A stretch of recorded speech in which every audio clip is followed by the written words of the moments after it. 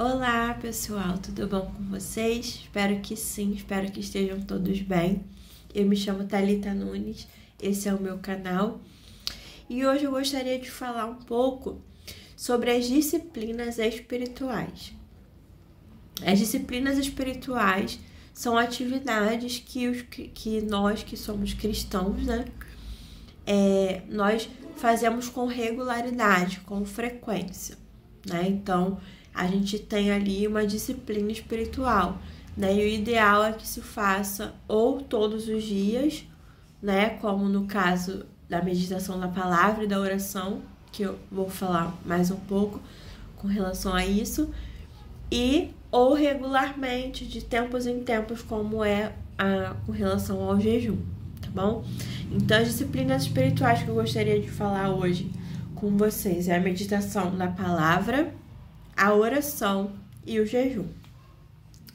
Então, vamos começar? Eu queria ler um salmo para começar a falar da palavra. O Salmo 119, ele é o salmo que exalta a palavra, Ele tem 176 versículos e ele é todinho, ele é o maior capítulo da Bíblia, ele é o maior salmo, do livro de Salmos e é o maior capítulo da Bíblia. Ele tem 176 versículos e ele fala sobre a palavra, ele exalta a palavra. E aí eu gostaria de ler o versículo 162, que diz assim: folgo com a tua palavra, como aquele que acha um grande despojo. Ou em outras versões fala: me alegro com a tua palavra, como aquele que acha grandes despojos, ou um grande despojo. E a palavra de Deus, ela é um tesouro, Ela é mais valiosa do que todas as pedras preciosas, do que todos os diamantes, Ela é mais preciosa do que todo ouro, do que toda prata. Ela é a maior riqueza, sabe, que a gente tem. A palavra de Deus, a Bíblia, ela é um grande presente que Deus ele deu pra gente, E até a Bíblia chegar até nós hoje, muitas pessoas pagaram com a vida, Muitas pessoas foram torturadas, muitas pessoas foram martirizadas, para que a palavra chegasse até nós, E hoje ainda existem países como a Coreia do Norte, onde é proibido ter a Bíblia, Os sul-coreanos, eles vão para as fronteiras, onde não há uma militarização, Eles vão para áreas desmilitarizadas, e eles soltam balões, de gás hélio com páginas da Bíblia, para que os norte-coreanos eles tenham algum acesso à palavra, ou até mesmo alguns exemplares, mini exemplares, Então tem toda uma estratégia ali para que a palavra chegue na igreja perseguida, para que a palavra chegue nesses locais onde não é possível ter a Bíblia porque é contra a lei, E se alguém é pego com a palavra de Deus ali, essa pessoa pode ser presa, torturada e morta. Então, a gente deve valorizar a palavra, que está acessível a nós hoje. A gente mora no Brasil, Graças a Deus a gente tem uma liberdade de ir para a igreja, de carregar a Bíblia para onde a gente quiser, Tem uma irmãzinha lá na igreja que ela leva a Bíblia para todos os lugares que ela vai. Se ela vai no mercado, ela leva a Bíblia. Se ela vai na lotérica, ela leva a Bíblia. Ela vai com a Bíblia para onde ela for, ela leva a Bíblia, E é muito lindo quando a gente vê alguém que de fato valoriza, a liberdade que nós temos aqui no Brasil de andar com a Bíblia para onde a gente quiser, Onde a gente for, a gente pode levar a nossa Bíblia, a gente pode ler a Bíblia sem se preocupar se o exército vai invadir a nossa casa, vai vasculhar e queimar a nossa Bíblia. A gente não precisa ter essa preocupação aqui no Brasil, porque nós temos essa liberdade. Então nós devemos realmente valorizar a palavra. A palavra é um grande tesouro. Aqui na palavra, né, nós temos as promessas, nós temos as histórias, nós temos os nossos direitos, nós temos os nossos deveres como cidadãos do céu, né? Aqui na palavra nós temos profecias, aqui na palavra, né, nós temos tudo que nós precisamos, é o nosso manual de regra, né, de fé e prática, né? Nós temos as cartas do apóstolo Paulo, nós temos os evangelhos, nós temos, né, o Pentateuco, que é o livro da lei, nós temos as histórias, né? Nós temos os profetas maiores, os profetas menores, nós temos os livros de sabedoria, que são Salmos, Provérbios, Eclesiásticos, nós temos os livros poéticos, como Cantares. Então nós temos um verdadeiro tesouro e devemos valorizar a palavra, né? Devemos ler a Bíblia todos os dias e não apenas ler, mas meditar, sabe? Se deliciar. Sabe quando você tá comendo uma comida muito gostosa, sabe? Se você não come muito rápido, senão você nem sente o gosto, sabe? Você vai apreciando, você vai degustando, sabe? Você vai comendo com calma, você vai apreciando o tempero, você vai apreciando, sabe, os ingredientes. Você vai comendo assim, sabe, se deliciando, assim é a palavra. A gente vai meditando, a gente vai ali ruminando, a gente vai, sabe, né, se deliciando da palavra. Então a primeira e grande disciplina espiritual que nós devemos ter todos os dias é a meditação da palavra. É claro que Deus não vai deixar de te amar, Deus não vai te jogar fora como filho dele se você ficar um dia sem ler a palavra. Mas quando você lê a palavra todos os dias, quando você prioriza estar diante da palavra de Deus, quando você prioriza ouvir a voz de Deus, né, todos os dias, nem que sejam uns 4 capítulos por dia, uns 5 capítulos por dia, você está dizendo para Deus o quanto Ele é importante para você e que ouvir a voz dele é muito importante para você, né? Existe uma pessoa que falou: considere perdido o dia que você não leu a palavra, né? Então é muito importante a gente ter essa disciplina espiritual, tá bom? A segunda e mais importante disciplina espiritual é a prática da oração. A prática da oração. E eu gostaria de ler os Salmos 63, versículo 1 ao 4. Vou abrir aqui rapidinho.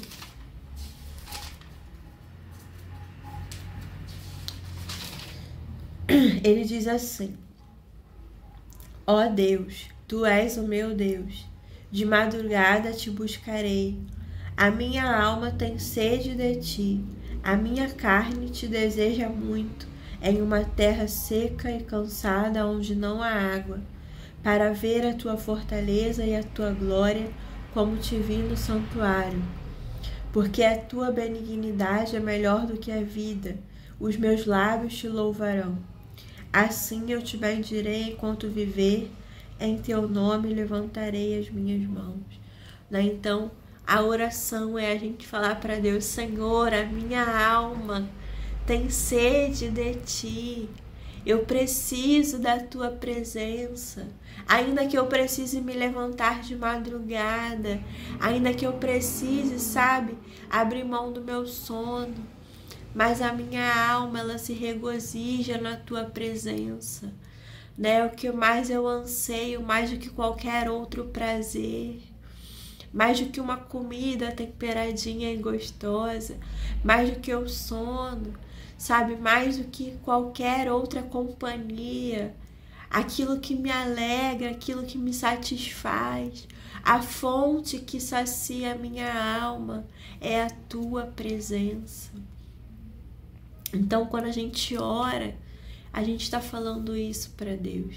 A gente está falando, o Senhor falou comigo através da palavra e agora eu preciso falar com o Senhor através das minhas orações. Eu preciso desabafar, eu preciso contar como foi o meu dia, eu preciso te falar sobre as minhas angústias, eu preciso te contar sobre os meus sonhos, sobre os meus desejos, sobre os meus planos.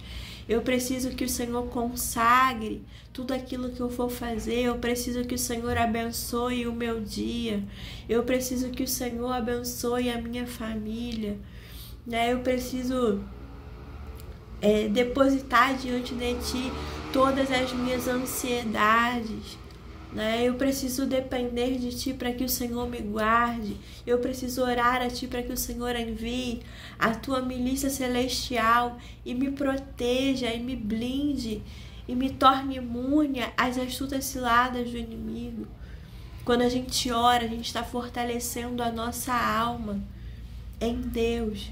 A gente está criando um escudo, a gente está criando uma barreira para que o inimigo não tenha êxito quando ele sabe lançar os dardos inflamados dele, quando ele lançar as setas inflamadas dele. A gente está criando uma proteção na nossa alma, a gente está fortalecendo o nosso espírito, a gente está se enchendo do Espírito Santo. Então a oração é muito importante. Eu fiz algumas anotações aqui sobre a oração e eu gostaria de ler. Diz assim: a oração é o maior privilégio que Deus nos concedeu, de termos acesso à sala do trono. Antes, só o sumo sacerdote tinha acesso ao Santo dos Santos uma vez por ano. Hoje temos livre acesso ao Pai. Isso é tão verdade que eu gostaria de ler Mateus 27, o versículo 51, que diz: e eis que o véu do templo se rasgou em dois, de alto a baixo, e tremeu a terra e fenderam-se as rochas. Eu sinto tanta vontade de chorar quando eu leio que Deus, sabe, quando Jesus ele morreu naquela cruz, quando ele expirou, quando ele deu um brado, Deus também deu um brado no céu, sabe, e do alto, o que quer dizer? O véu se rasgou do alto a baixo. Foi Deus que do alto rasgou o véu do templo em dois e falou: agora eu posso ser seu amigo de novo. Agora eu posso ser seu pai. Agora a parede de inimizade que nos separava foi destruída, foi desfeita. E agora há a doutrina da reconciliação. Nós podemos ser amigos de novo desse Deus. Ele é nosso Deus, mas Ele também é nosso Pai. Nós temos filiação nele. Então aproveite essa filiação. Você não precisa mais depender de um sumo sacerdote e uma vez ao ano no Santo dos Santos para oferecer um sacrifício para expiar os seus pecados. Não. Quando você cometer alguma falha, um tropeço, um escorregão, você pode se arrepender e você ir diretamente à sala do trono, onde Deus está assentado, e conversar com Deus e se arrepender e falar: Senhor, me perdoa pelos meus pecados, me restaura a minha alma, e Deus irá te restaurar. Glórias a Deus. E a terceira disciplina espiritual, que também é importante, é o jejum. Através do jejum, nós ficamos mais sensíveis a Deus. E Deus também nos dá revelações. Ele nos conta segredos dele. Sabe, ele fala, ele nos revela planos que ele tem para as nossas vidas. Nós ficamos muito mais sensíveis à voz de Deus. Nós ficamos com muito mais amor a Deus, muito mais amor ao Espírito Santo quando nós jejuamos, Daniel jejuou, Esther jejuou, Os ninivitas, quando se arrependeram, eles jejuaram. Até os animais jejuaram, né? Em demonstração de contrição, de quebrantamento, de arrependimento de pecados, né? Então o jejum, ele nos aproxima de Deus, sabe? O jejum nos consagra, o jejum nos enche do Espírito Santo. E você também pode fazer um jejum por algo específico que você esteja desejando. Não é errado. Esther jejuou durante 3 dias para que Deus ele desse graça a ela, de que quando ela fosse falar ao rei Assuero, ela não fosse morta, porque ela não podia chegar ao rei sem que ela fosse solicitada. E se ele estendesse o cetro para ela estaria livre, mas se ele não a poupasse, ela seria morta por estar entrando na presença do rei sem que fosse solicitada. Mas Esther jejuou e achou graça diante do rei, né? O rei poupou a sua vida. E aqui eu anotei: o jejum deve vir acompanhado de contrição, quebrantamento e humildade. Deus sempre irá se revelar. Não se, mas quando jejuares, né? Jesus ele fala, quando jejuares, não se jejuares, ou seja, ele já espera que nós jejuemos, né? Eu aprendi isso com o pastor Luciano Subirá. Ele falou que Jesus, ele espera que jejuemos, porque ele fala quando jejuares e não se jejuares, tá bom? Então, essas são as 3 disciplinas espirituais muito importantes, né, que nós devemos praticar com regularidade, né? Não desanimar, não desistir, ter constância, sabe? A gente às vezes não quer ir trabalhar, mas tem que levantar de manhã para ir trabalhar, ou não quer ir para a faculdade, mas tem que levantar de manhã para ir para a faculdade. Então, se nós, por uma obrigação social, por uma obrigação, né, terrena, secular, a gente se sacrifica para cumprir disciplinas, quanto mais para o nosso Deus. Nós não devemos relaxar, sabe? Nós devemos fazer isso, né? Claro que se você, por algum dia, né, não fizer uma dessas disciplinas, ou por algum tempo não fizer alguma dessas disciplinas, Deus ele não vai deixar de te amar, mas ele vai sentir falta de você. E se você não sente falta de Deus, tem algo errado com você. Tem algo errado. Então nós devemos priorizar, ler a Bíblia, orar e regularmente tirar um período também para jejuar pela nossa família, jejuar pela nossa alma, jejuar pelos nossos sonhos, jejuar para nos consagrarmos, jejuar pela nossa nação, para que Deus sare a nossa nação. Não faltam motivos para orar, jejuar e ler a palavra e aprender de Deus, né? Que é manso e humilde. Tá bom? Então esse foi o vídeo. Espero que você tenha gostado. Se você gostou, deixa aquele like para fortalecer o canal. Se você não é inscrito, não deixe de se inscrever, tá bom? Ative as notificações para estar sempre acompanhando novos vídeos, tá bom? Um beijo e até o próximo vídeo. Tchau!